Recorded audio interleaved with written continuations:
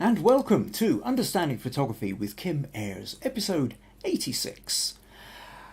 Tonight I'm going to be talking about, right now, excuse me, while I suddenly realise I don't quite have the setup as I wanted. There we go, yes.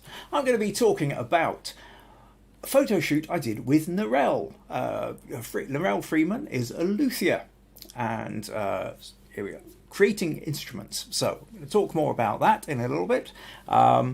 Also, I've got some news coming up, which I'll go into a little bit more detail about the fact that I'm going to be shifting the date and time of these podcasts away from Tuesday. The eagle-eyed among you might have already noticed a slightly new message coming up there. I will explain more about that. And then also, a bit later in the programme, we will be on to the critique section. In the critique section, I'm going to be let's see, we've had a few people. Vandana has put in a picture of streets, which she's wanting a little bit of feedback on. Rosemary is going for a kind of a tale of the dog with the puppy eyes, saying, "Let me out of my cage." Robert was in Texas taking photos of horses with sort of side light coming in, was looking for a bit of feedback on that. Nurije managed to make it off to a cathedral and was interested in sort of how to make the most of photographing these amazing windows. Megan was out there doing photography of the aurora and is wanting a little bit of feedback and information on how to improve either taking the photos or editing them. And Jim has been out along a path and again is looking for a little bit of feedback on how to make the most of this photo. And I'll also be talking about Bennitito's picture this, I think it's Eastbourne Pier, and a photo he created there, and he's looking again for feedback on that. So, rather packed evening this tonight. I can see there's people here already. If you haven't already done so, please say hi, leave a message, tell me where you're from, if this is your first time here. Yeah, lots to chat about tonight. Well, let's see what comments we've got in. Maggie says hello, everyone. Ben says hello. I know Ben's up in Edinburgh. Nurije says hi, everyone. Oh, Nurije, so glad you can make it. So Nurije said hello, and Nurije is who we're going to be talking about tonight. Very rare, actually, that one of the people I photographed I'm actually talking about also turns up to the podcast live. So if I get anything wrong, Nurije, be sure to leave a comment, correct my memory. It's 2 years since we did the shoot, so I'm not going to guarantee that I've got anything right. Jim says, hi everyone from a rather dark and dreich Dumfries, and a happy St. Andrew's Day. Of course, this is the 30th of November today, which is St. Andrew's Day. St. Andrew being the patron saint of Scotland. Robert says, howdy all from Texas. Meg, as my daughter, says, good evening everyone. Pat says, oh panic, I lost the page, but I'm back, praise be. Rosemary says, hi everyone from a soggy wet Pacific Northwest. Brian says, hi all from a very wet Dumfries. Stacey says, good afternoon. It's cold with some snow flurries here in Pennsylvania, plus nursing a bad head cold. Oh, that's sorry to hear that, Stacey. Hope that passes soon. Oh, Rosie's here from Whithorn, saying hello from an extremely wet Isle of Whithorn. Oh, as Pat says, it says just this evening all from Somerset. And he's looking forward to the pictures of dogs and horses. Megan's here as well, says hello, Kim and everyone. Oh, Catherine is here saying hello. Hi, Catherine, glad you could make it along. So that's great. We've got quite a crowd in tonight. If you happen to find these podcasts useful, interesting, entertaining, and you would like to support them, then buymeacoffee.com/Kim Ayres is one way you can do it. Another way is invite your friends along. Let's grow this wonderful online community that we have. Okay, so tonight then I'm going to be talking about a photo shoot I did with Nurije, who is wonderfully in tonight. Now, Nurije is a luthier, and when I asked her what a luthier was, with an only kind of vague idea, she said basically stringed instruments. If there's any, if it's made with wood and strings, then she can either fix it or make one for you. So that's the sort of starting point. Now, I met Narelle, probably about 4 years ago, I think, some give or take 4 or 5 years ago, through an organisation called Absolute Classics, run by Alex McQuiston, who invites all sorts of classically trained musicians to do wonderful performances in and around Dumfries and Galloway, this corner of Scotland in which I'm based. A fairly rural part of Scotland. Part of the problem is most classical musicians tend to, and all the big concerts in Scotland tend to be up in the central belt. It tends to be in Glasgow, Edinburgh, and it's very easy for areas like this to get lost and missed out on. So Alex developed that. Lots of concerts happen here. Narelle was part of that. Education coordinator, I think. Correct me if I'm wrong, Narelle. And with the two of them, I was then commissioned to do over the years I've done various bits of promotional and documentary photography for them for different concerts, which has always been fascinating and interesting. A couple of years ago, Narelle approached me with the idea of that she's creating a book. She's going to create a book on the making of musical instruments, really, and not a kind of how-to step-by-step guide, but more about the processes and the history and to create some really interesting photos and all the rest of it. Now, Narelle herself studied photography, wasn't going to need me to do all the photos in the book, but did particularly want help with getting portraits. Absolutely, well, like so many people I get asked to take portraits of, absolutely hates having a photo taken. Which is quite often very common among photographers as well. Most photographers I know tend to be photographers, or one of the perks of being the photographer is you're the one holding the camera, so you can take photos of everybody else and nobody can take a photo of you. And if they do, you've got a camera half obscuring your face.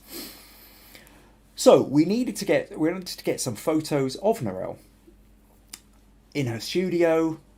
Nice portrait, backdrop of the woods and bits of musical instruments and what have you.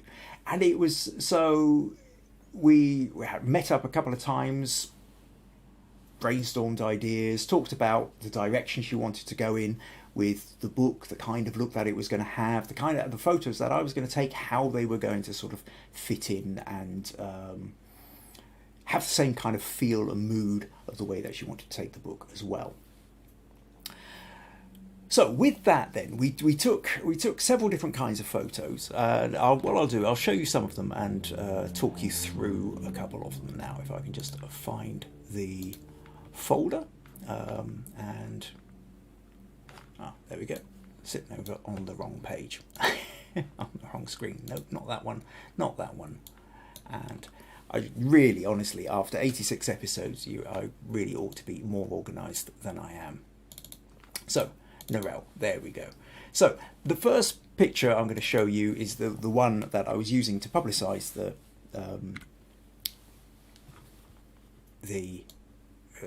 podcast tonight, but also was kind of like one of the key photos. This was the one that we really needed to get set up.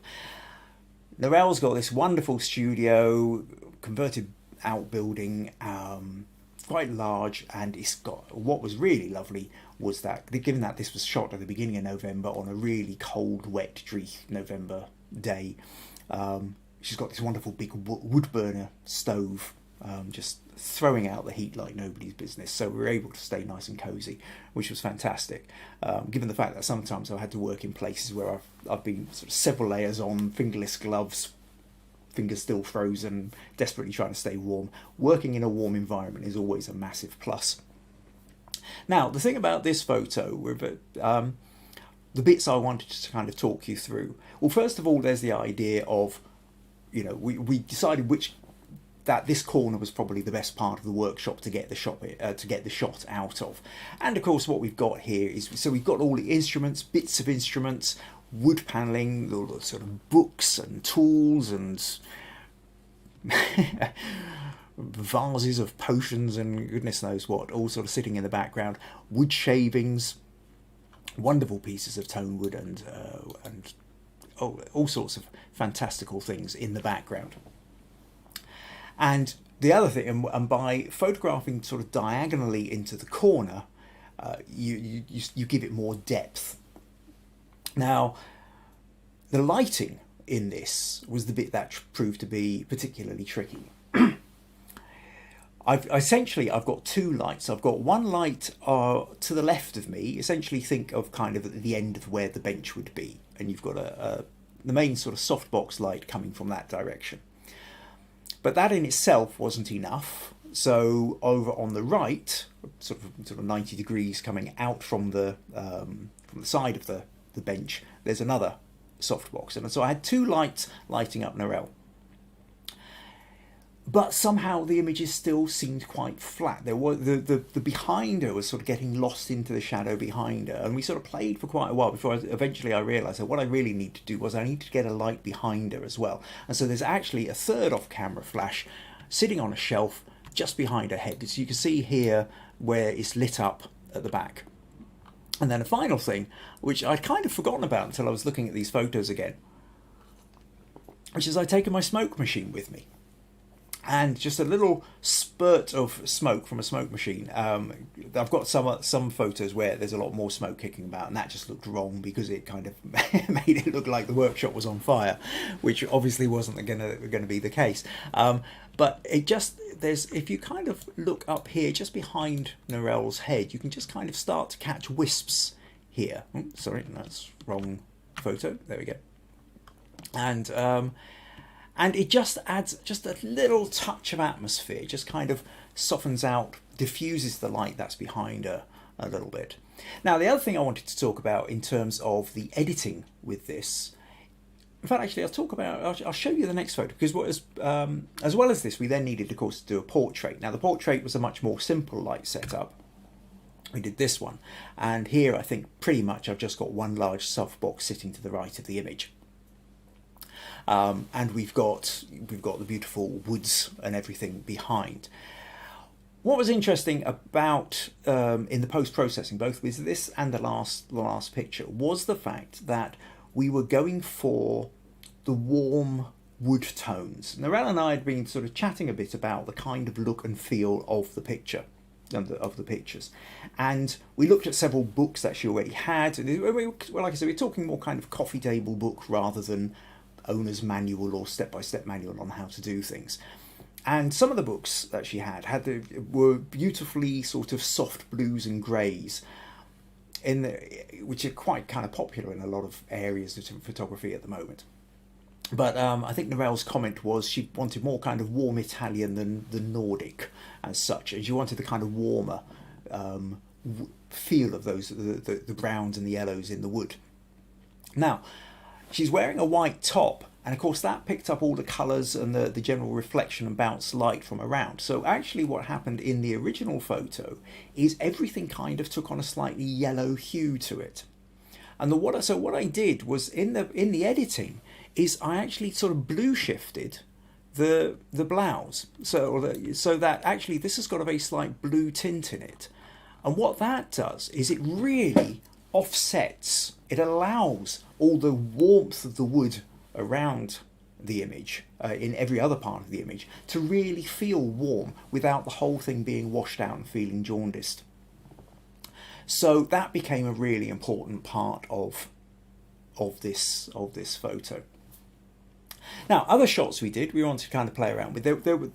Originally, when we've been talking about doing the shoot, there was I think we looked at a couple of pictures, and we had this lovely idea of the sun coming in through the window, lighting up the workbench, Nurije there with a cup of coffee, looking kind of casual, and I could picture it really clearly, except for the fact that this was November, it was wet, it was dreary, it was cold, there wasn't any sun.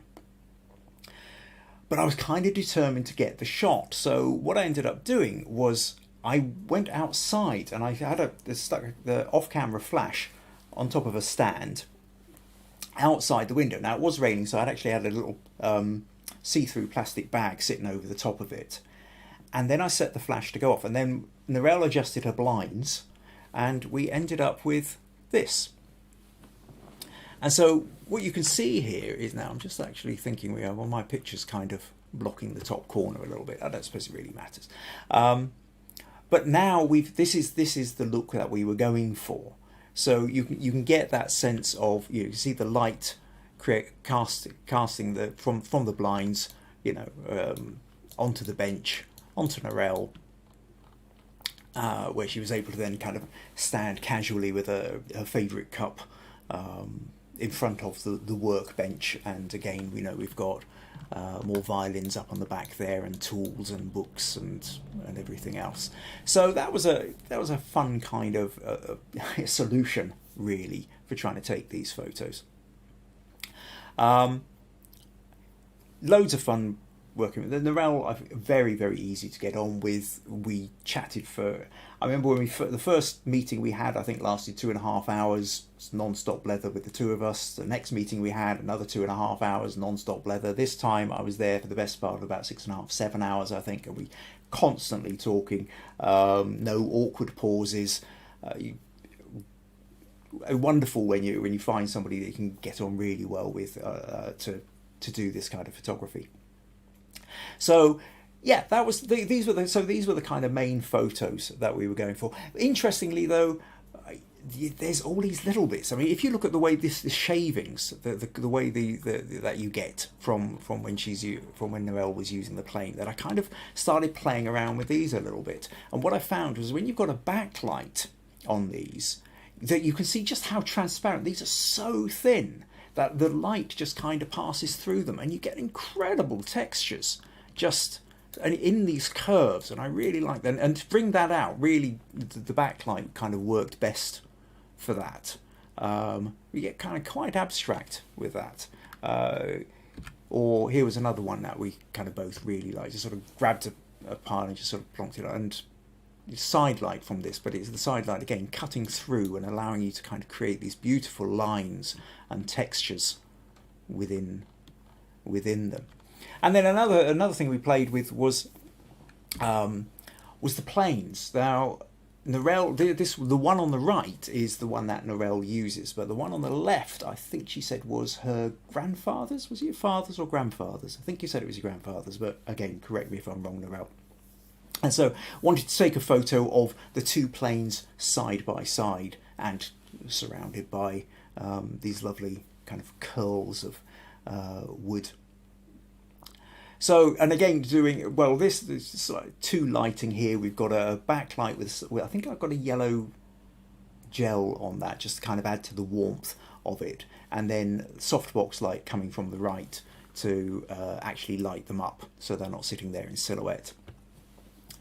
The other thing that we then did as well, and I've got a funny feeling you're still using the same light that I had coming through the window, was we wanted to get some close-up shots of Nurije where she was really kind of going in with the chisel at the fine level on the inside, on the brace. I think it was on a guitar brace on that one.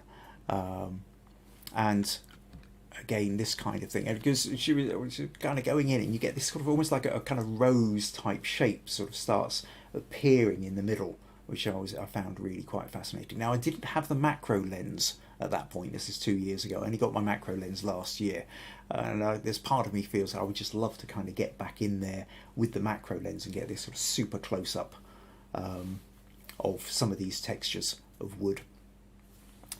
So that kind of gives you a sense of what we were up to. Super fascinating. Really loved doing the shoot with Nurije. Unfortunately, the book still hasn't been created yet. So what with the, I think, combination of COVID plus Nurije is now sort of is doing a master's in music and neuroscience. Again, you'll have to correct me on that one, please. So that's taken up a huge amount of her time. She's told me that she does plan on going back and getting the book completed at some point, and I really look forward to seeing how that will turn out. So yeah, so that was the shoot with Nurije. I can see there's various different comments come in, so I'd like to just sort of see what we've got, if anybody's commenting on that. Or Maggie says, it's always wonderful to see inside the workspaces of craftspeople. I love it. And it's true. It is it's something I love. I love going out and photographing artists and craftspeople at work and getting a sense of their space and how they work within that space. Narelle says, "Oh, love this photo. Thanks. I'm really glad you do." Rosemary says, "I agree, Maggie. It gives us such a sense of the person and their processes." Catherine says, "The wood is so warm and feels as if it's singing in harmony." Yeah, that's a lovely idea, Catherine. Pat says, "There's a lovely feeling of serenity, rare in a workshop." And Catherine agrees. "So relaxed and at ease. Beautiful."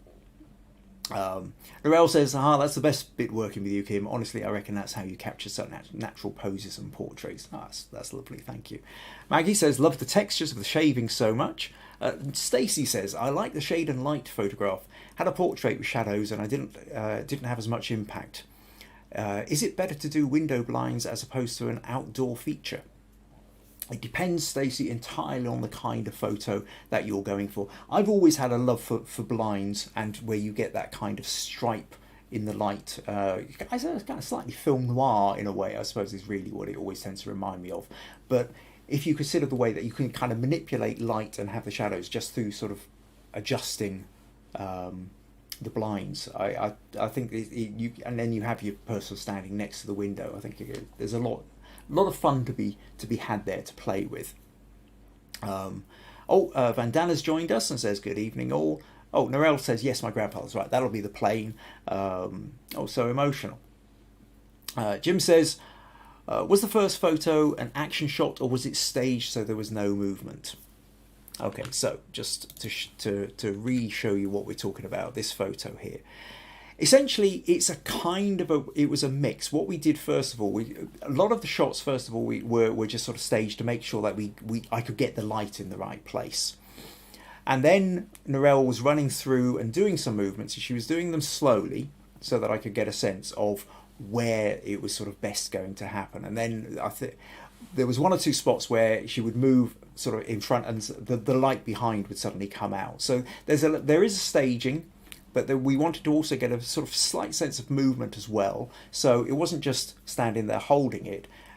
I think Narelle is actually putting pressure onto the plane to start moving, because we wanted to make sure that the body language was authentic, that she's not just resting her hands on the plane. There is actual movement just as she's starting to slice in. So yeah, I hope that makes sense there, Jim. Narelle says, "Yes, music psychology and neuroscience." Great, yes, I almost remembered it correctly. Roy's noticed says mannequin on the run. There's my little mannequin here, which seems to change every time we come around to it. Narelle says the portrait has also been used in a recent article in Cumbria magazine. That's good to know that it's getting out there and being used. Rosie says, "Beautiful light and shade. I also love the shot of the planes, showing how important they are to the process of woodworking." Yeah, I think I agree with you, Rosie. I think there's something really important. It's lovely to get the tools as well, and it's very easy to just take a quick snapshot of a tool, and in a kind of documentary way. But everything I talk about with photography, as photography being a storytelling medium, you want to try and create, what if you change the lighting, if you use backlighting and side lighting, and think about the angle and the backgrounds when you're, so you can create an atmosphere with the tools. And I think that becomes a really important part of, certainly when you're creating a collection of photos which are to help represent the maker at work. Right, so that I hope gives you an idea of the shoot. It was huge fun doing it. Wonderful Narelle's actually come along as well to watch this. I hope you found that kind of interesting. If there's anything you feel I've missed out or you'd like me to mention about the talk, then do drop a comment in there, Narelle. Meg says, "I really like the woodwork because it's fantastic." Well, there you go. Excellent. So the next thing I'm going to move on to now, before we get onto the critique section, is I want to just talk about the fact that the day is going to be changing. For the last 86 weeks, Understanding Photography with Kim Ayres has always been on a Tuesday evening. Now, it set out on a Tuesday evening, basically because when I started this at the beginning of April in 2020, we were in lockdown. Nobody was going out in the evening. I didn't have any, my work had dried up overnight. Nobody was having any photography. There was a part of me also thought that I might be able to tap into the camera club crowd as such. And I thought maybe sort of set it up like an evening class kind of thing. So that's really where it sort of started. I needed to pick a day. Tuesday seemed as good a day as any, and off it set. And it's been like that since. However, the world has changed again, and part of the problem for me is essentially this podcast, love it as much as I do, takes up way too much of my time.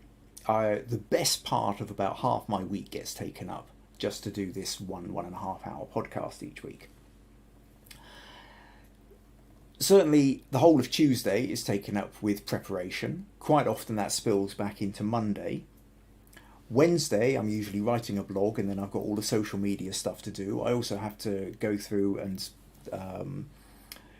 sort of time mark this and watch back the video. And one way or another, Tuesday's used up, Wednesday's used up. Thursday, I'm quite often fairly useless for anything else. I don't have a lot of energy left because I've been busy at this since quite often Monday afternoon or even earlier. And quite simply, it doesn't make sense either for my energy financially, my time, to be able to, I can't sustain that. However, I didn't want to drop the podcast. The podcast I really enjoy doing. I love the feedback I get from everybody, and I really, really want this to grow. So I've been trying to figure out how to contain this to within 1 week. To within 1 day of the week. And the more I've thought about it, we've chatted a lot with Maggie, my wife, about this. And so what I've decided to do is now do this on a Sunday afternoon. And the hope is that essentially the Sunday morning I can use for prepping for it. And then after lunch, I've got a little bit more time to sort of run through all the last kind of actual, the stuff of getting ready, not just for the, the actual technical side of getting ready for the podcast. Have a coffee, run my way through, and our podcasts might get shortened as well. I might need to contain them be much more strict about trying to contain them to an hour rather than allowing them to spill over to quite often an hour and a half or occasionally 2 hours, as they do on a Tuesday evening. And then hopefully I'll have the rest of the day after that to be able to do the social media stuff, make sure it's linked to, make sure I've put it out there and everybody knows where to go and find it. For those who aren't watching it live, whilst we've got 16 people at the moment currently viewing, I think there's quite a few more people watch it but just don't get the chance to watch it live. The other thing is about doing a Sunday afternoon is I'm hoping that it will actually make it more accessible to more people. At the moment, one of the problems we have with a Tuesday evening is it's fine for those in the UK. Anybody sort of further east than probably Turkey, Israel, Arabia, is then we're into late nights. And VG, in India, is currently it's quite often midnight or 1 o'clock in the morning when it's going out there. It's very difficult for anybody in Asia to be able to watch this. And even for those who are in America, where it's currently turning up in early to mid-afternoon, because it's a Tuesday, it's quite often a day people are working as well. So I'm kind of figuring that this now, I know some people will be busy on a Sunday afternoon. That's their time for going off to family or going out and about on their walks or whatever. But I'm never going to be able to please everybody. So I'm kind of hoping that if I kind of contain this, it will help me to contain it to a Sunday. And by doing it mid-afternoon, it will hopefully open it up to more people. So the plan is, that's what from now on, So starting this coming Sunday, I'm not missing a week. So this coming Sunday I think it's the 5th of December, will be the first podcast on a Sunday. So this is your last Tuesday evening slot. So I do hope you will remember to come along. Make sure if for those of you on Facebook, I'll be posting again about it in the Understanding Photography with Kim Ayres Facebook page. So that's another bit. So that's kind of what I wanted to chat about there. Okay, can see there's a couple more comments here. Jim says, terrific photos, Kim. Thanks, Jim. Narelle says, only shown in a good light by Kim. Thank you, Narelle. Rosemary says, we certainly appreciate all the time you and your family have given to the podcast, Kim, Maggie and Meg. Oh, thank you. Nurije says, I totally agree with you, Rosemary. Pat says, Saturday afternoon sounds great. Now I just have to remember. This is true. Need to set alarms, put dates into your calendar, all that kind of stuff. Oh, Megan says Sunday afternoon sounds good too. And Vandana says, sounds like a good plan. That's a relief. That's good. Oh, Roy says, Sunday afternoon, not so good for me, but I do understand your thinking. Right, okay. Apologies for that, Roy. Okay, so what we're going to do now then is we're going to move on to the critique section. So for the critique section is basically, this is your chance to get real, genuine feedback on your images. The problem that we all have when we take photos is trying to get genuine feedback. We stick them up on Facebook, and people either like them or they don't. And if they like them and if they give a comment, they'll probably tell you how brilliant it is because they're being nice. Doesn't necessarily, but if there's anything wrong with it, if it jars, if it doesn't flow, if it's not particularly great, if there's something wrong with a photo, would anybody tell you? Very, very few people would, because quite simply, we want to be nice. We don't want to be upsetting anybody. So it's much easier to say great photo than it is to say, you know what, I think the way you've done that doesn't really work. The lines don't work. You've missed a trick here. Besides which, how many people really know how to critique a photograph? Not many. So because we put our stuff up on Facebook or Instagram or other social media, and we just get lots of people saying, hey, that's great, it doesn't really tell us where we've gone wrong, and can give us a very false sense of, well, what we're capable of doing, and it's very difficult to learn how to move forward. So I set up the critique section for in this corner of the internet as a place where you can send me your images, let me know the kind of feedback you're asking for, and I will do my best to help you move forward with your images. If you happen to be on Facebook, there's a Facebook group called Understanding Photography with Kim Ayres. Just type that into Facebook, you will find it. Join the group and you can submit your images there. If you don't do Facebook, then you can email me, and you can see my web address just here, kimayres.co.uk. So just kim@kimayres.co.uk will get the image to me. And let me know what kind of feedback it is you're looking for on the image. Not everybody's looking for the same thing.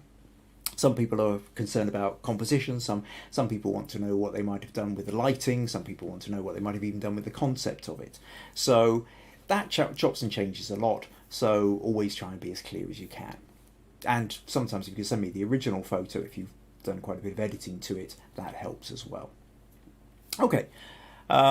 Quick reminder that if you're finding these podcasts educational, informative, entertaining, useful, and you'd like to help out and support, then buymeacoffee.com/Kim Ayres is always appreciated. Okay. Robert says Sunday is good for me. Oh, that's useful. Okay.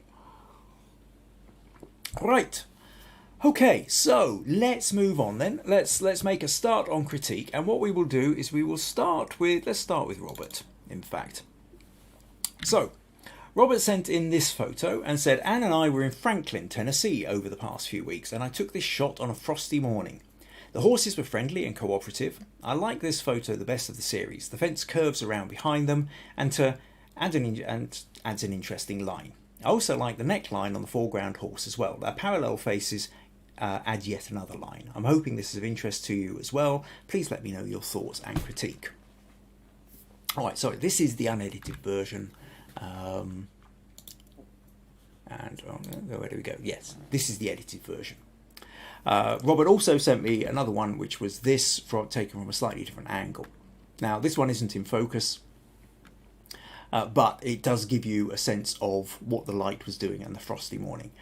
Now, I think certainly, Robert, I think you're right. There's something nice about the curve of the fence in this.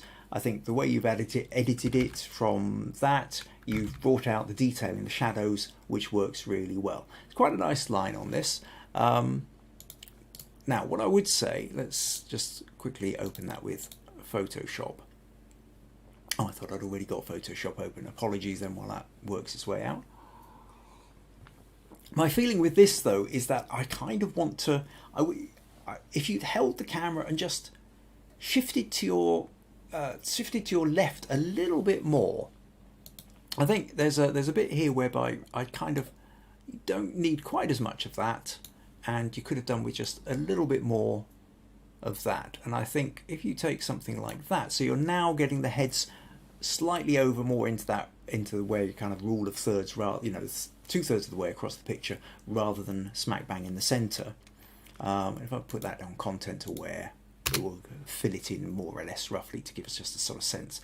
I think that works as a slightly better arrangement. The other thing is that there is a sort of slight tilt with this. The trees are, and so there is. You just want to kind of just slightly straighten that up a little bit. You see, so we get those straighter trees and the straighter fence posts. Otherwise, it kind of feels everything's kind of leaning over a little bit, I think. I probably didn't need the fill on that, however. So from that to that, I think probably gives a slightly more interesting shape. I also feel I think, kudos to you. I think you're well on the way there, Robert. But I must admit, I kind of feel that I would love to make more of the backlight with this. That extra little photo that you had, sort of an out of focus one with Anne, I think with the horse, is it? There's a beautiful light. I keep banging on about backlight as the photographer's secret weapon. And it really is. When you've got that kind of golden, almost halo around the edge of, the horse's mane or even Anne's hair. It's also a lovely building in the background. And I love the way even the light is catching the last remnants of those autumn leaves on the trees. So all these little kind of golden specks there's a lot in there. And I think you could really explore that a lot, Robert. I'm always tempted. It's like try almost the kind of default way of thinking, which if the sun is out and there's something I want to photograph, is there a way I can get the sunlight behind and at an angle, sort of 45-degree angle behind the subject that I'm going for? Because wherever you can get that backlight, it always tends to really enhance, makes the subject pop in a quite magical way. If you can't get backlight, side light then becomes your next option, which is what you've gone for here, and I think works rather well. So, yeah, a couple of little adjustments there, a little idea about maybe getting him. I'm sure you probably did take a few more with the backlight as well. But hopefully that gives you a couple of thoughts to play with there, Robert. But thanks for sending that in. Rose, what have we got here? Pat says, love the curve of the fence and adore the GGs. Meg says, fantastic photo, Robert, because I really like horses. Robert says, that does look better, and great tip on the backlight. Rosie also really loves the horses. And Rosemary says, Robert, the shot has so much interest. I like how you liken the shadows. I agree that Kim's slight trim on the right side emphasises the wonderful curve you were aiming to emphasise. And Vandana loves the horses too. And Jim says, lovely picture, Robert. Okay, brilliant. Let's move on then to Jim. So Jim says, hi Kim, my image for critique this week. This was taken on a walk with the family down at Ullswater last week. I was snapping various forest scenes, and this one I liked, with the walls either side of the path leading into the woodland and the stone bridge over the burn. I had to brighten up a wee bit because it wasn't the best light. Critique welcome. Flip across. Got to remember to do that. So yes, this I think Jim has got it. I love the composition. Well, Whereas Robert's was leaning slightly too much to the right. This is, I feel, leaning slightly to the left. It just feels like just want to straighten up a little bit. But yeah, that idea of the path leading your eye into the picture is a really good one. Some potential, there's lovely colours in this with the yellows on the trees and the green mosses, but unfortunately you're right about the light. The light is fairly dark, and it's a real shame because what you really need here, well, now if you could get backlight that would be even more fantastic, but even a side light, if you had the light kind of streaming through the trees, that's where you would get your real contrast. Without the light, you're always going to be slightly limited as to what you can actually do with this. Let's just close that one from Robert.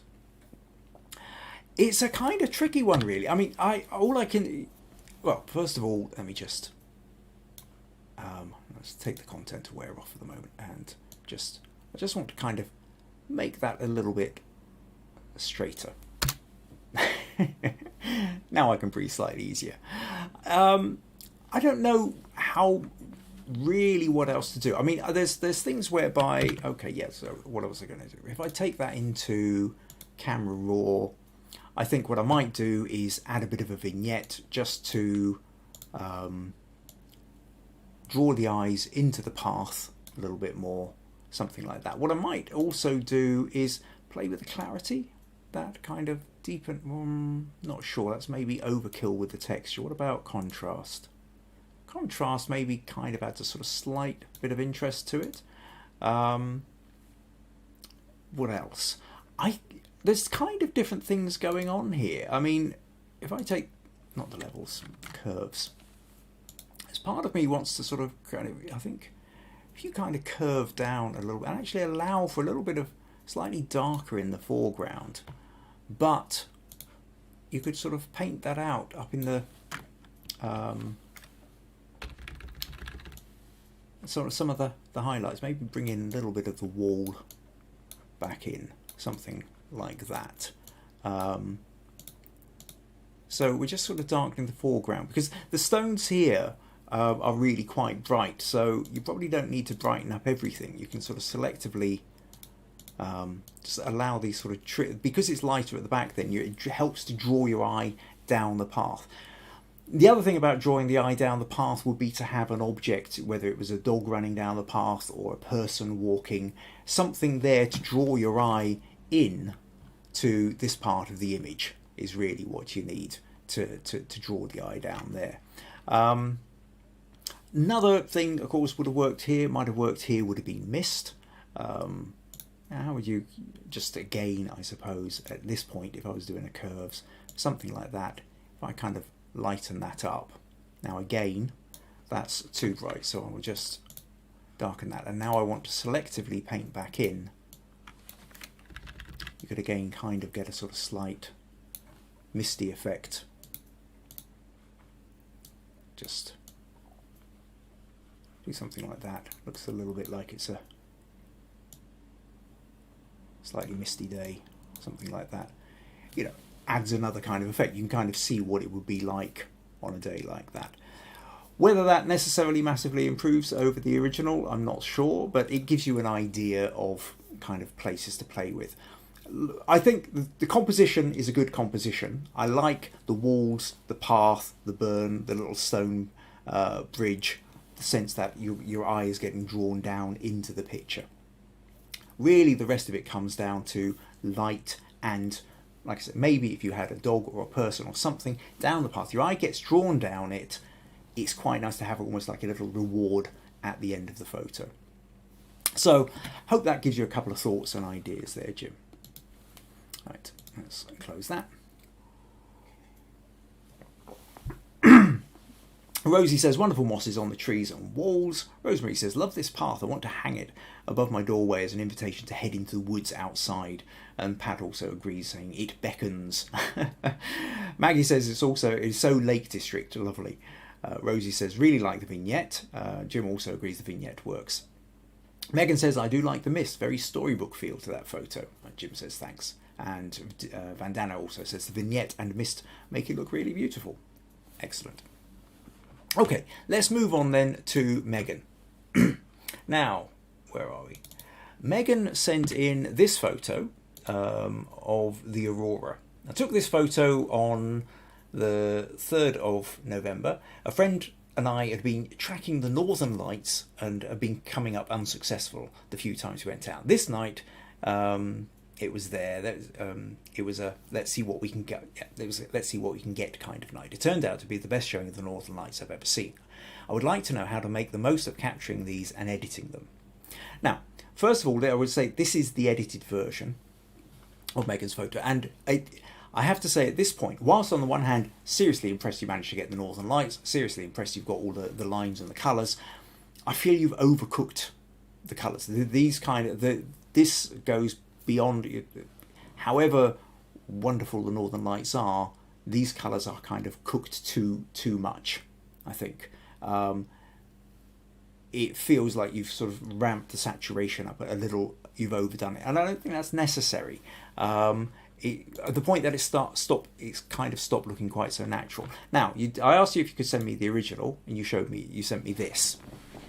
Now, I can understand that this, by comparison to what we looked at now, looks quite dull. But at the same time, I think pretty much with something like this, and let's just close gyms. In a way, if you go to the levels, if you look at the histogram down on the right here, you can see everything's over on the left, which is in the darks. And really, we've got a great big chunk here on the right. And if we take this and we move this up, we can brighten it this way, and we can bring it up to something like that. Now, we don't want to go too bright, because otherwise we then start losing detail and everything. But I think if we bring this up to about halfway-ish, something like that, I think that then probably gives us a more natural feel for what the colours were like. It's still absolutely beautiful, really powerful, but it doesn't feel kind of the oversaturated that I think you did with the original one. Now, in terms of trying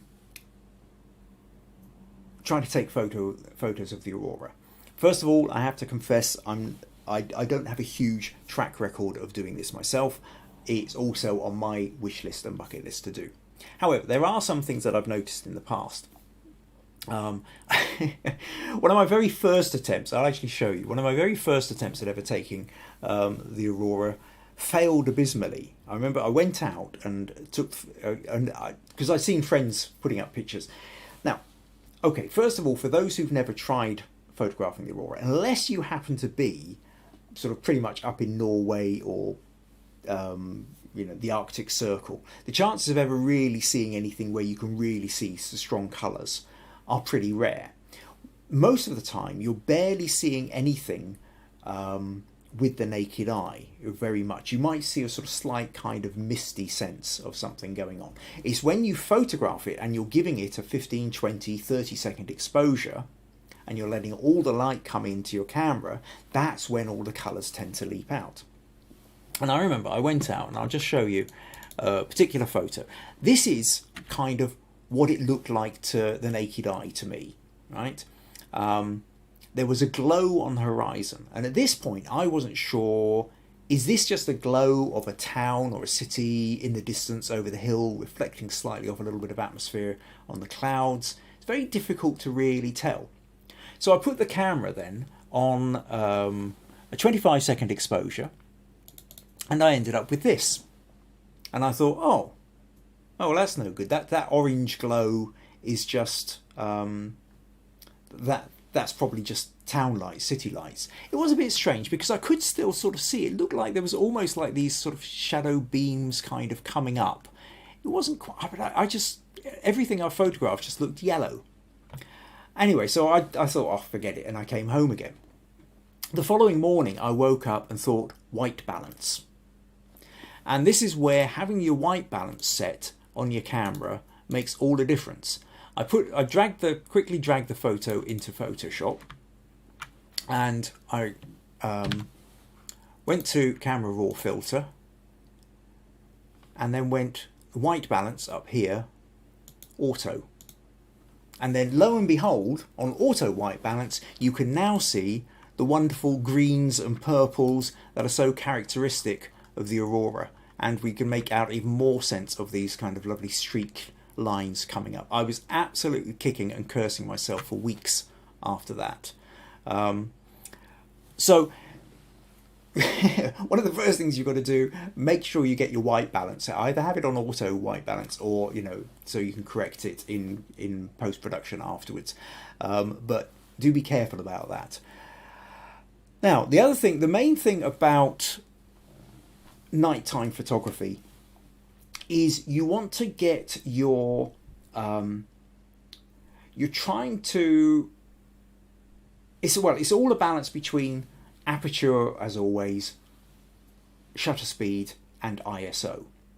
So you want to get your aperture as absolutely as wide as possible, and that depends a lot on the lenses you've got. But if you can get a 3.5, if you get a 2.8, if you can get a 1.8, fantastic. A lot will depend on the lens you've got. But you're trying to get as wide an aperture as you possibly can in order to let the maximum amount of light in as you can. So the lowest aperture number that you can, so like I say, 3.5 or lower is ideal.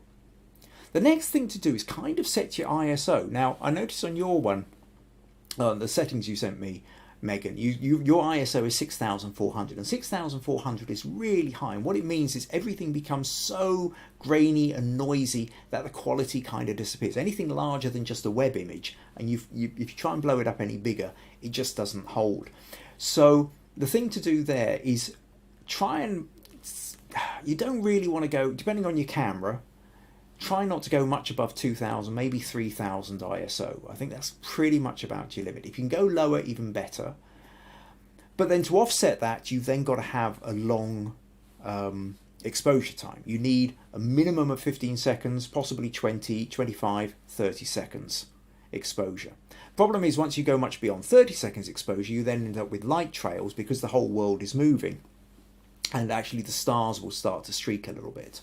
So you're trying to balance up with how much you're kind of okay about having streaking stars, how much you actually want to capture the aurora.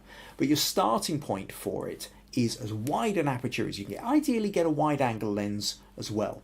Now, another thing that this photo doesn't have, your photo doesn't have, but I know if you're going to go out and you've got you feel there's a reasonably good chance of getting it, is to think about objects in the foreground, or to think about the landscape that it's actually happening on.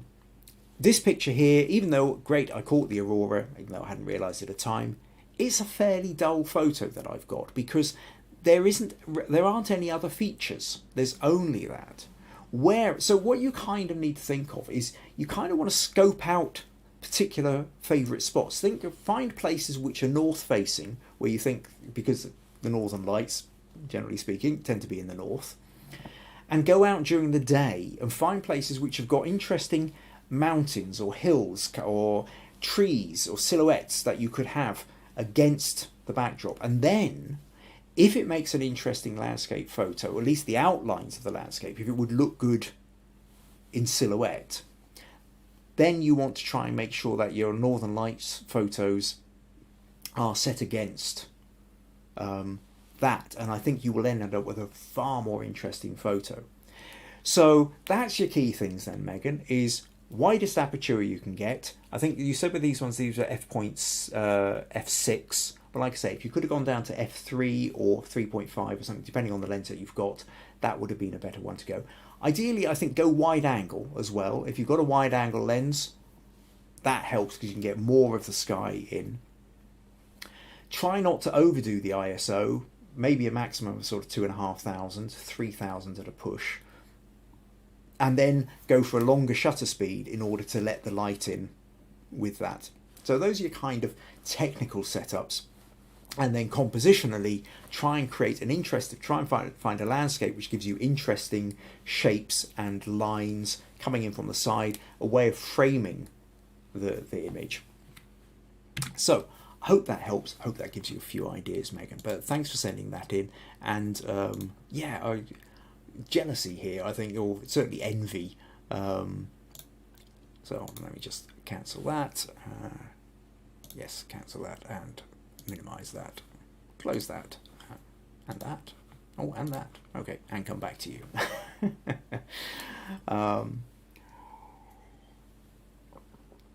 Okay. Oh, Pat says, Kim, I agree about the colours. I was wondering how much altering is acceptable, speaking as a non-photographer. It's a really good point. Really good point, Pat. And it's one of those things which kind of varies from person to person. Everybody's got their own different lines where they will draw the line. My feeling is, I think the editing is there to maximize and enhance the story you are trying to tell. If you get to a point where the editing is noticeable, you've gone too far, because then you start noticing the edit rather than noticing what, it's a bit like if you think about when you're watching a film or a TV program. If suddenly you're watching something and boom, it suddenly jerks and you change and you're in a different scene and you weren't expecting it, it didn't sort of flow smoothly, you get caught out. You're no longer then invested you're no longer lost in the film. You pop out of it and you become aware of the fact that the editing didn't quite seem right. If the voice doesn't quite line up with the mouth, if the editing isn't right, if the editing is overdone, underdone, not working with the story, you notice the editing and you stop enjoying the photo. This was the problem with Megan's first version of the photo, is that to me all I could see was these over bright colours, and that stopped me enjoying the photo. It just kind of felt like the saturation was too high. So the process of editing is all about, can you enhance the picture without going so far that you then, so there's a kind of getting better, getting better, getting better, getting better, getting worse. And there's a point where you can kind of go over, if you've got one of these kind of amount of editing by amount it improves, I've suddenly forgotten the word, chart. That kind of, you want to plot your coordinates on a chart. Now, every photo is then different. Some photos require very little editing before you kind of cross that line into it's looking overcooked. Some photos need a lot of editing before you kind of get up to a level whereby you feel it works. You can't always rescue a photo by editing. So it is I suppose I would say, compare it to, say, writing. Supposing like you're writing a poem. You have a first draft. You scribble something out. Is the first draft the best? Very rarely. Quite often it's your starting point. And then you know that, well, okay, now I've got that, I need to change that word here or swap those sentences about. You set about editing it and you tidying it to a point until you get to a point whereby you feel this now really says what I wanted it to say in the way that I want to say it, and any reader of it is going to sort of fall into the poem, read it and go with the flow and have the experience and have the message communicated to them in the way that you wanted it communicated. If it doesn't do that, either the poem wasn't good enough in the first place to do it, or it hasn't been edited to a point whereby it can do that. Or it's been over-edited, and sometimes you read poems where you think this person is so up themselves, they've got so fancy with it, it's just ceased to have any meaning, and all you can do is just sort of look aghast at what's been written and the words that have been put together. So that's true of all kinds of editing, whether you're editing music, you're editing poetry, words, books, films, and photography. So yeah, and with that of course comes a certain amount of personal taste and artistic license, artistic aesthetic choices, really, which can of course vary from person to person. Okay, Rosie says, fascinating, the aurora is on my bucket list. I totally missed it last month when looking in the wrong direction, with the rest of the Dumfries and Galloway were taking lots of photos. I managed to miss that one too, Rosie. You're not the only one. Megan says, thank you so much. This is really helpful. This was an accident dirt road we happened upon. Always lovely when you kind of get these accidental shots, but it's that if you're chasing it, hopefully what information I've given you there will be useful. Rosemary says, Megan, what a lucky accident. Must have been such a treat to see the aurora. And Pat says, thanks, Kim, that makes sense. Excellent. Okay, cool. Let's move on to the next picture then. Next we're up with Exeter Cathedral by Nurije. And, okay, let's close that and open, where are we? Open this one. So Nurije says, this is Exeter Cathedral, Devon in southwest England. It is one of the great cathedrals of England and one of the finest examples of Gothic architecture anywhere. Finally got round to actually taking a few photos, and today was the day.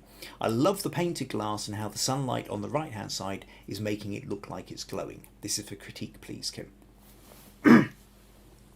So, yeah, cathedrals, Exeter Cathedral, amazing place. Huge, as you say, Gothic, the stonework, the arches, the painted glass, the stained glass, and as the sunlight comes through the glass, so it starts, you get all these lovely coloured mixes happening over on the stone as well.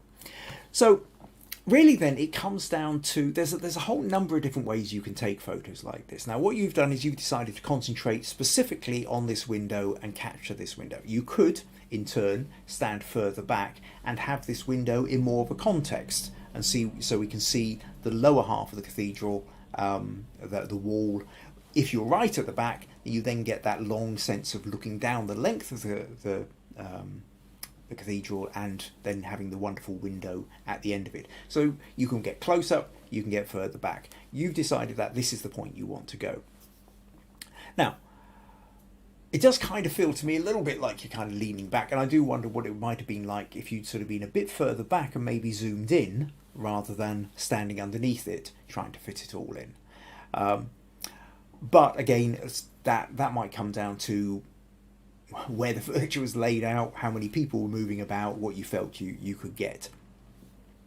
The part of this is I kind of feel like I want to draw out more of stuff out the shadows here, and so I think really in terms of editing something like this, if you feel like you've got the composition you want, let me just close Megan's pictures there, then now if I take this into Camera Raw, and really all I'm going to do I think with this is take the shadows slider here and move it up to the right, and with that you can see I can bring, now maybe a little bit more if I brighten this with the overall exposure, except the fact that I'm starting to blow some of the highlights. I'm going to take the highlights down a touch, something like that, maybe a little bit of clarity, create a little bit more contrast, something like that. And when you do something like that, now I think as well as the wonderful glass, we've also got the wonderful stonework as well, and I think it really brings out all the incredible lines within that. So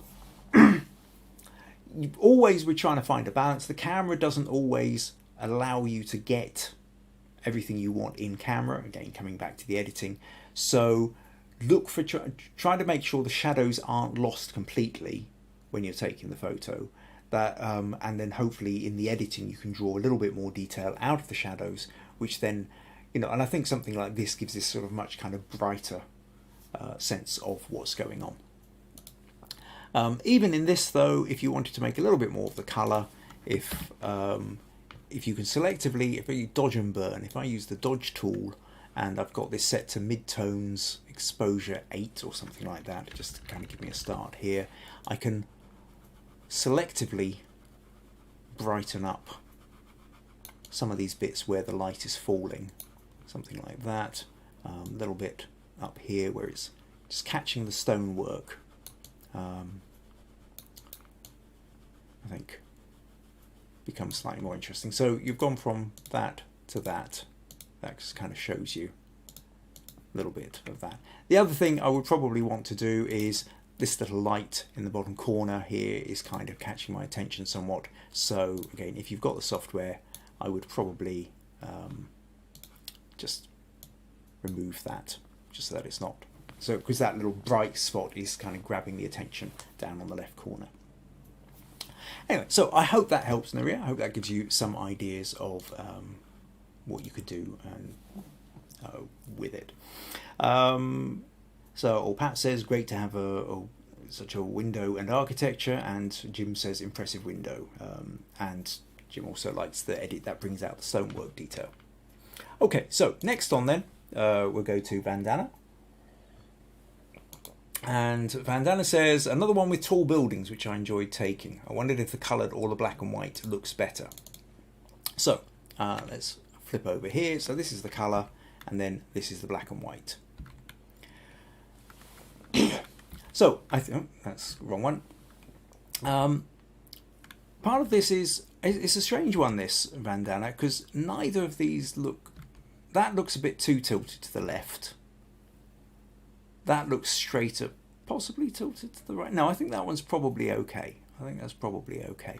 I think the part of the problem here that you have is well, okay, first of all, before I get onto problems, good, I really like the fact that you've taken the shot. I should remember to start with this. You've seen the pathway, you've got that sense of depth going into the picture. A bit like Jim's pathway. It's leading you down into the picture, which is really good. And I'm glad you'll notice this. You've got your camera out, or you've got your phone out, you've taken your photo, you've gone for a portrait thing to get that sense of the size of the buildings and the depth. So good, well spotted, worth going for. Where the problem comes into this is essentially the sky here is, the top of the building here has become blown out because the camera is adjusted to a sort of somewhere in between. The building looks a little bit dark, but the sky is just too bright, and it's very bright, and it's a very large part of bright that's kind of overwhelming somewhat. And it's a tricky thing to do. Ideally, what would be good in here would be a nice textured sky. If you manage to get it on a richly cloudy day, or even a nice sunny day, or it's not even sunny, but it's sort of a mix of blue skies and bits of wispy cloud in it would make a huge difference to something like this. And I think it's worth remembering that whilst of course you want to grab the opportunities while you can, I think there is a thing of kind of preparation. If you know you're going to be going out, there is a thing whereby watch the weather. Get into a habit of going, well, okay, what is the sky doing? How would that sky interact? If I'm going to go for a little kind of walk around the city, if I'm going to be showing sky, what kind of sky do I want to have in it? It doesn't have to be blue sky, but almost anything but a kind of dull, flat grey, because that's not really showing anything. You either want the sort of texture of like a blue with wisps of cloud in it, or even a sort of thick stormy cloud can be quite interesting. But it's very difficult to then get the balance when you've got quite dark shadows in the buildings. Now your other option here of where was it? Okay, double click on that then. Of turning it to black and white, and again this is the one where you tilted. I think part of the problem here is that the contrast has become even stronger at this point, and so we're even kind of, there are some interesting arches and brickwork and what have you down in these lower levels, except for the fact that we barely notice them because this bright patch is what's capturing all the detail. So really that's kind of what I wanted to talk to you about with that. I think it's less about whether you're black and white, or black and white is great if you are making sure you've got the tonal contrasts throughout the picture. Also try and make sure it's straight, which it worked better with this one, I think, than this one. But yeah, you've always got to watch out for that sky, so that if you've got a large bright patch, that it just doesn't dominate the whole picture. So I hope that helps. I hope that gives you some ideas. And I think really there's a kind of an important point here. There's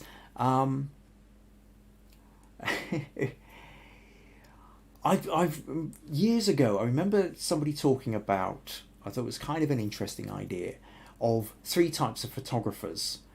There's the hunters, the farmers, and the scavengers.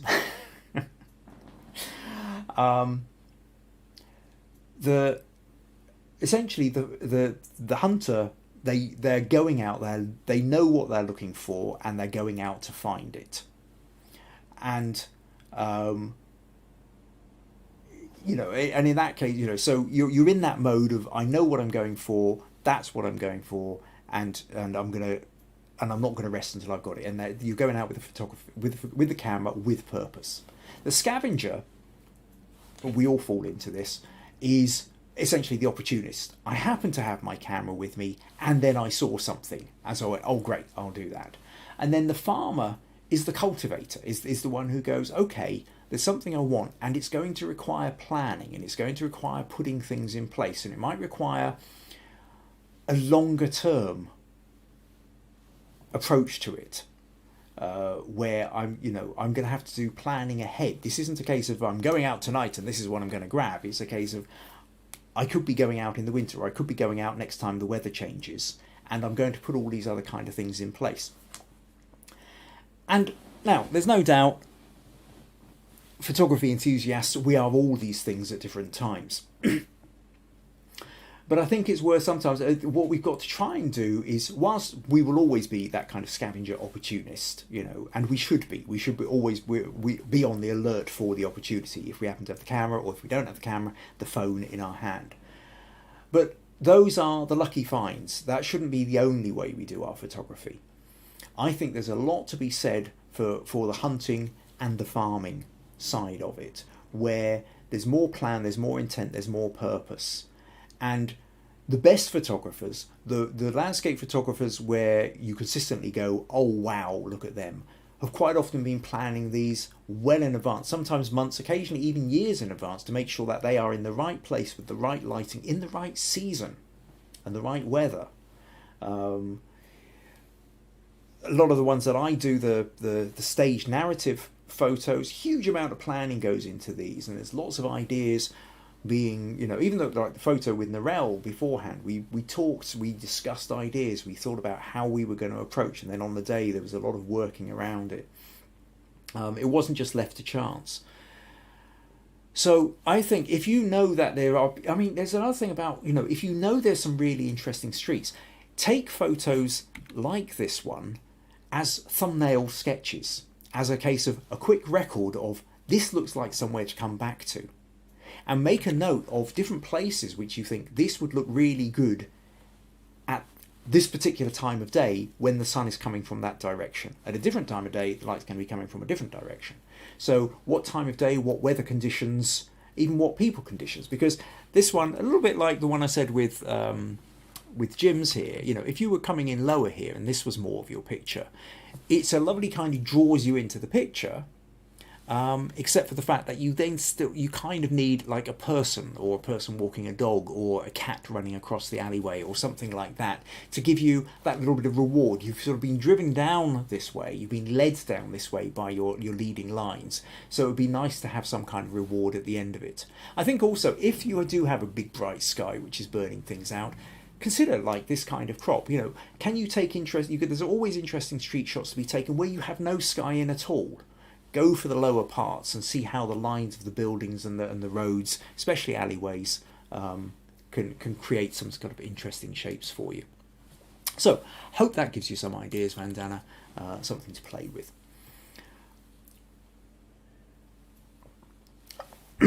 Okay, so Nurije says, going back, it does help, thank you. Rosie says, could 2 or 3 steps to the right have helped? I think that's, just whether you were absolutely centered. And Vandana says that does make sense. Thanks, Kim. Excellent.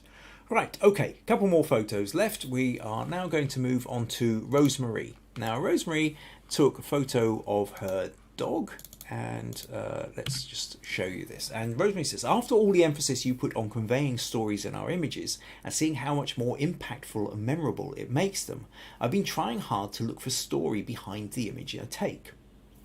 Excellent. Well, I'm really glad you've been taking this idea on board, Rosemary.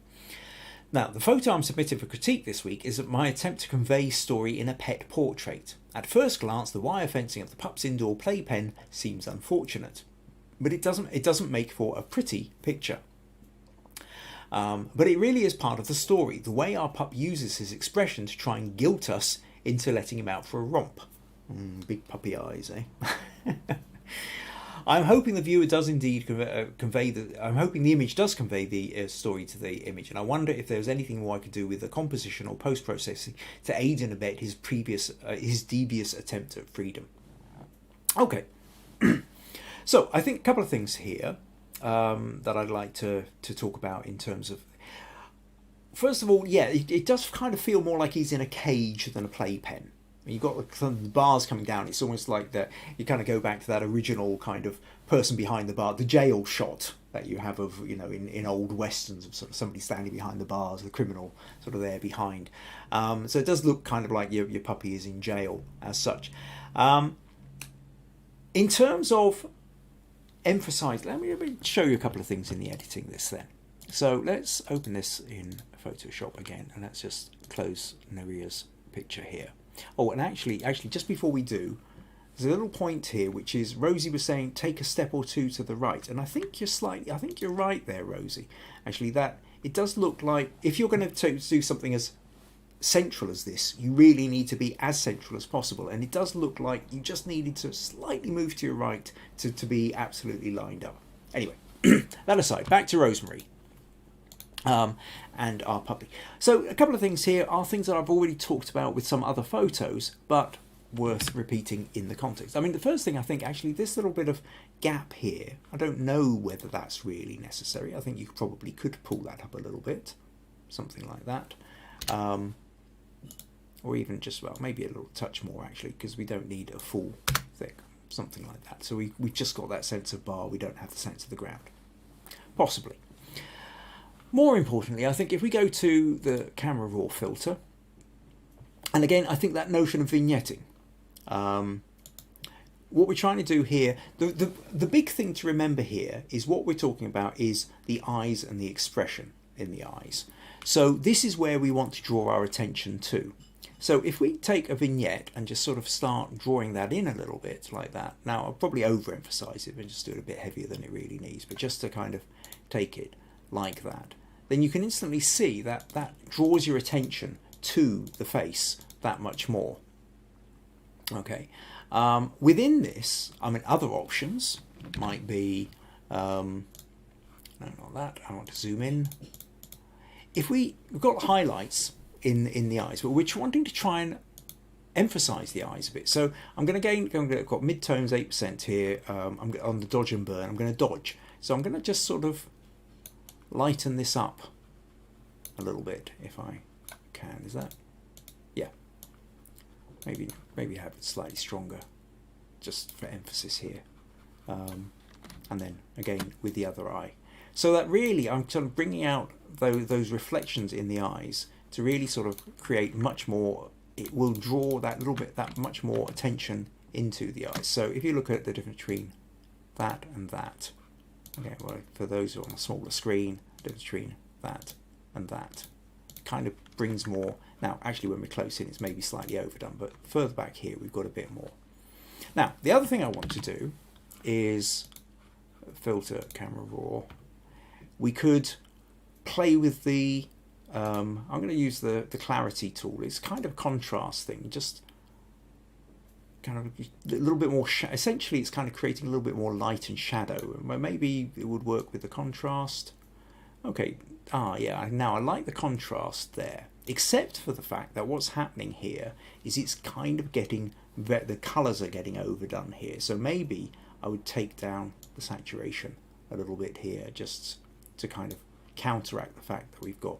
So now maybe just up that a little bit because we've got a little bit dark, something like that. Now the darker shadows is sort of kind of upping the mood a little bit. Now the other thing I want to point out here is to go back to Nurije's photo right at the beginning, where I talked about where there was a lot of browns. That actually, if you're kind of more at that yellow end of the spectrum, if you can kind of introduce a blue end of the spectrum a little bit to counteract it, it quite often really brings it out. So what I'm going to do here is I'm going to duplicate this layer, and I'm going to go back into camera raw here and just blue shift this a little bit, something like that.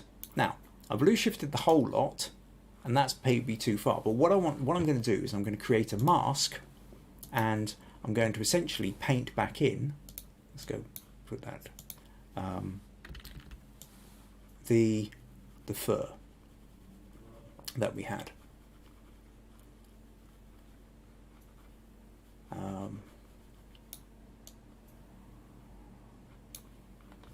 Now, actually, at this point, kind of looks almost overdone again. So what I can do is I can just take that down a little bit, or even, no, that's the wrong way. Okay, let's put a white on there and take that down, say something like 20%, and just take a little bit of that back out. So we've got, and I think at this point, what it does is we've now got, because the metal's getting a little bit bluish, this background's getting a little bit bluish, it sort of creates a contrast between the warm browns of the puppy and the background as well, kind of slightly cooler surroundings, which again kind of emphasises a case of the warm puppy stuck in a sort of slightly cooler environment. So this is the way you can kind of play with it. So if I select all that, copy, paste, so that this is our final kind of edit, and we compare it to the original. This is a much softer photo. This then is a kind of harder photo, I suppose, maybe making more sense of the bars behind it, but the emphasis on the idea of the trapped animal, perhaps, or the animal that feels like it's just kind of, the world is being terrible to me, how could you be such terrible owners, locking me up like this in a pitiful jail, you know, surely you need to, how else can I guilt you into taking me out for a run. So if that's a story, so just going on the story that you were talking about, hopefully that gives you some ideas of just how you can edit the photo to emphasize that kind of story for it. So hope that helps, Rosemary. Okay.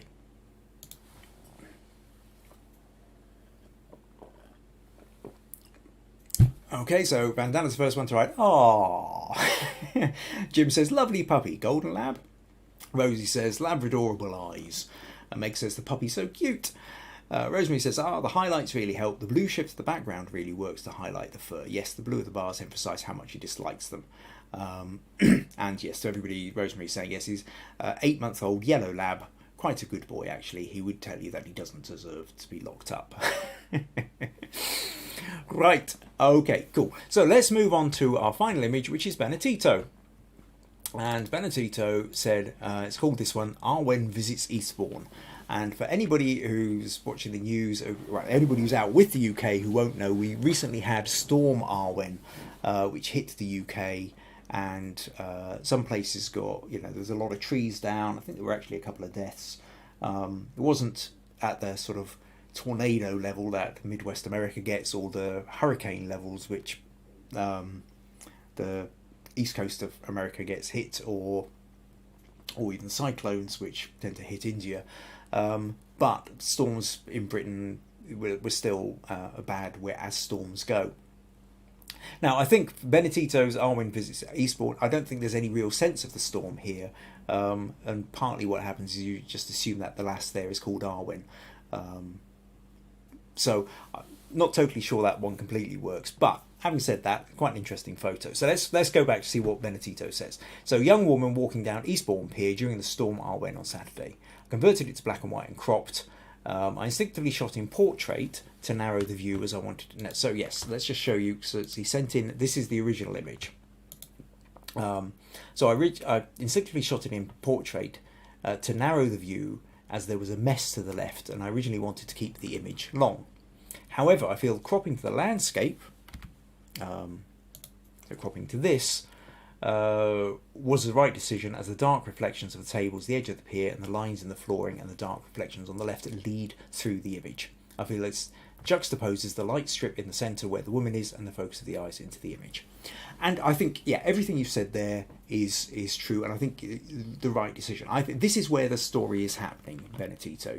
You're right. When you've got this, the problem is that essentially that top almost third of the image isn't really adding anything, and this bottom 20% or so again isn't really adding anything. The whole story is happening in this sort of this middle 40% or so of the picture. So let's, no, that's Jim's, there we go. The only thing, so, and I think your black and white conversion is absolutely is good. Doesn't there's nothing to complain about with that. My only thought is, if I copy that and paste. I tend to, you maybe don't, if you, because you're going landscape, you could probably go a little bit more landscape, and I think you could essentially move this bit under the reflection of the bench. You don't need any more of that, really. I think you could pretty much bring your edge up to something like that, and that gives you a slightly more landscape feel, and you know, without actually losing anything. The other thing I wanted to talk about here, which is well, okay, beyond that then, so to just finish on that, beyond that, I think it's a good photo. I think you've done the edits that you needed to do. I think this kind of landscape crop works better. I think the black and white works well. The lines are good. It might have been during Storm Arwen. I don't know that having Arwen in the title makes much difference, because it's not obvious it's stormy here. I think it's just obvious that it's wet. However, there was an interesting thing that I thought was worth addressing on here, which is essentially your use of a border. Now, I know there are some people who use borders on everything they do, and it's a kind of an interesting one as to its worth as such. And I just wanted to raise this because while some people love the borders and will stick a border around absolutely everything, there are other people who absolutely despise borders and would never do a border at all. So you've got to be thinking, what is the border doing to the picture? How is it adding or is it detracting from the image? Now, essentially, by creating this border, it's like sticking a mount on it. It's like if you were framing this picture, this is the mount you would have around it. I mean, I do mount, you know, if I show you that picture, for example, you know, these pictures that I've got on the wall, you know, framed and mounted. So, you know, mounting isn't an unknown kind of thing to do. Nothing wrong with that as such. But do we need it on the picture? And I think I tend to fall on the side that says I don't think that they're necessary, because in essence, when we view pictures on a screen, we're not viewing them on the same way that we view them on a wall. When we're viewing them on a wall, we are creating separation in space. We have a border around them, we have a frame around them, so that wherever it's sitting, whatever kind of wall it's sitting on, whether it's a bright red wall or a white wall or a texture wall, a brick wall, a concrete wall, we are creating the space around it, and we are creating a border within it. And the border, the mount, actually kind of fools the eye into thinking the picture is slightly bigger than it is as well. We imagine we can't help but imagine that the picture fills the frame that way. So sometimes you've got to have a smaller picture, and a way of kind of making it look bigger is you stick a large amount around it. However, and it's a big however, we're looking at this picture on the screen, and on the screen we don't have as much space. Even on a 24-inch monitor, it's a 72 dpi. It's not a 300. It's not like looking at a 24-inch picture that's actually been printed, which is much higher resolution than I'm going to see on my screen. And then most people aren't looking at the pictures on a large monitor. They're looking at them on a tablet, or they're looking at them on a phone. As such, real estate space, the space that you have available to you on a screen is far less than you have when it goes onto a wall. And we're trying to absolutely maximize the most of every pixel we have available to us when we're sticking a picture up on the web. And I think when you stick a border in, you've lost 10%, 10% or more of the available space that you could have had. There is nothing to have stopped you, or what would have worked better is if we sort of taken that, and now we've got a picture, and then you just print it slightly larger. And we don't actually need to have the white space around it. most of the time people are looking at a picture online, it's filling their screen as is. So interesting. I think there's room for debate on that. If anybody's got any really strong thoughts on that, I'd be interested to read them in the comments. Or if there's not enough time to talk about it just now, then maybe it's something we can raise in a future week if a lot of people have ideas around it. So yeah, okay, thoughts there. Anyway, but to go back to your original, I think your edit was a good one, Bennitito. I think you made the right decisions for, like I said, the only thing I would have done is maybe crop up the bottom a little bit further. But it's an interesting one about the use of the border. And I think is maybe one we should explore in the future. If somebody's got strong reasons being pro-border, I would be really interested to hear them. Okay, what else have we got here?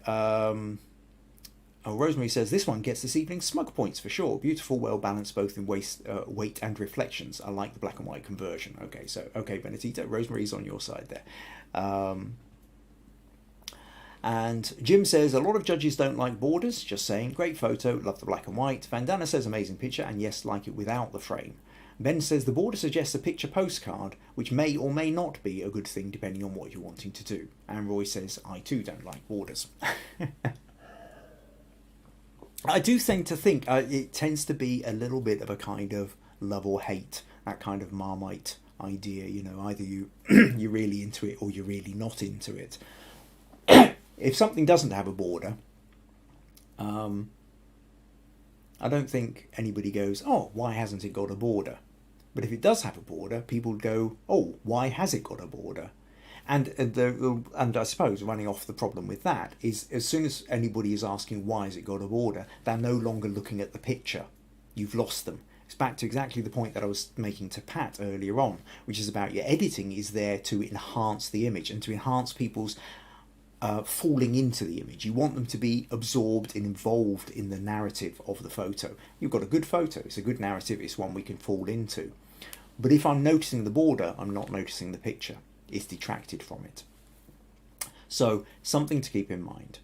But by all means, if anybody wants to have a debate in the Understanding Photography with Kim Ayres Facebook group, let's go for it. Maybe I should stick up a little poll. Borders, yes or no? But more than just yes or no, tell me why. Okay, that pretty much brings us to the end of this podcast.